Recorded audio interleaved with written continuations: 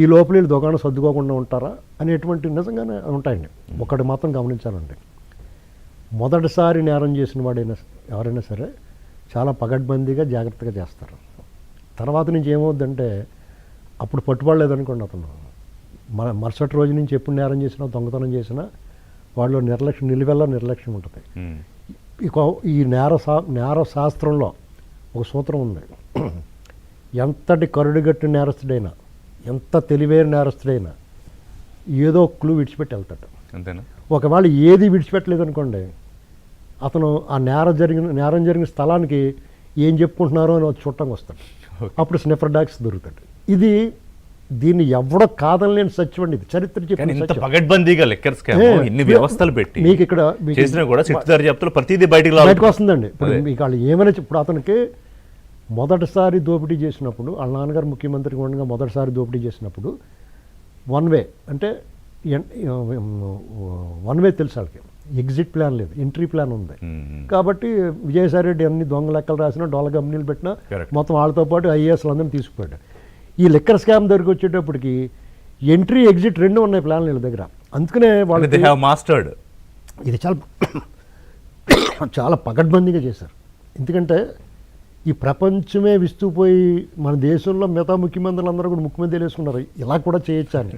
అయితే ఇప్పుడు ఏమైందంటే అతని కంటే గనుడు ఆచంట మల్లన్నట్టు మన దర్యాప్తు బృందాలు కానీ పోలీస్ అధికారులు కానీ వాళ్ళు సక్రమంగా ఉపయోగించుకుంటే వాళ్ళకి స్వేచ్ఛనిస్తే ఎలాగ బొమ్మ తవ్వి తీస్తారనే.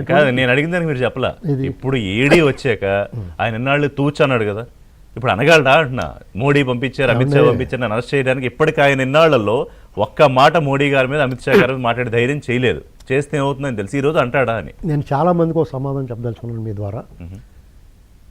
చాలామందికి నాతో సహా చాలామందికి కేంద్రంలో ఉన్న పెద్దల సహకారం ఇతనికి ఉంది కాబట్టి ఇతను ఎవరు ఏం చేయలేరని ఛానల్ అనుకున్నాం. మనం కూడా సపోర్ట్ అడిగారు కదా సార్.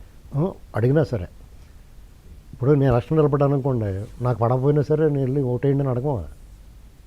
నేను అలాగే సమర్థించట్లా, నా వైఖరి వాళ్ళ పట్ల ఎప్పుడు ఉండేదే ఉంటుంది. కానీ ఇక్కడ ఎవరికైనా ఇప్పుడు మసిగుడ్డ ఎవరన్నా ముట్టుకుంటాడని తెల్లబట్టలు వేసుకున్నవాడు ఆ మసి అంటుకుంటుంది అనుకుంటాడు అనుకోడా, కాన్షియస్గా అయితే ముట్టుకోరు.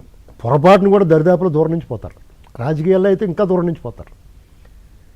ఇతను పూర్తిగా బురద అంటుకున్నవాడు, బురదలో ఉన్నవాడు, బురదలోకి దిగిపోయినవాడు.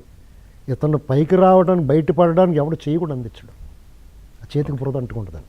పర్టికులర్గా ఇతను ఇప్పుడు కూటమి ప్రభుత్వం ఉందండి, వీళ్ళు ఉద్దేశపూర్వకంగా లేకపోతే పొరపాటుని కానీ జగన్మోహన్ రెడ్డిని వదిలేస్తే చాలా అప్రతిష్ట పాలవుతారు. ఇంత కష్టపడి ఈ రాష్ట్రాన్ని అభివృద్ధి చేసి ఈ రాష్ట్రం బాగుండాలని భవిష్యత్తుకు భరోసా ఇచ్చి వాళ్ళు చెడ్డ పేరు తెచ్చుకుంటానికి ఎవరైనా ఇష్టపడతారా?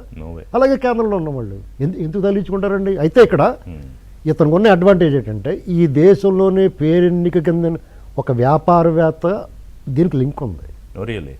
ఇంకా బయటికి రాలేదు, ఆ పేరు బయట చెప్పడానికి అవకాశం లేదు, చెప్పకూడదు.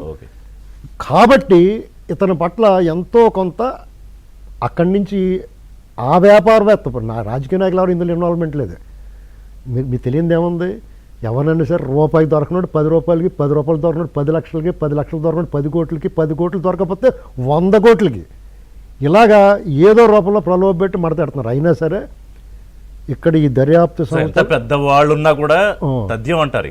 ఇక ఇతను తప్పించుకోవడం అనేటువంటిది అసలు అవకాశమే లేదండి. ఎందుకంటే ఒక్క అడుగు దూరంలో ఉన్నాడు ఇంకా అంతే. ఎందుకంటే అనిల్, సునీల్ ఎగ్జాక్ట్లీ అదే అనిల్ రెడ్డి దగ్గరికి వచ్చాక ఇంకొచ్చిన తర్వాత అంతకన్నా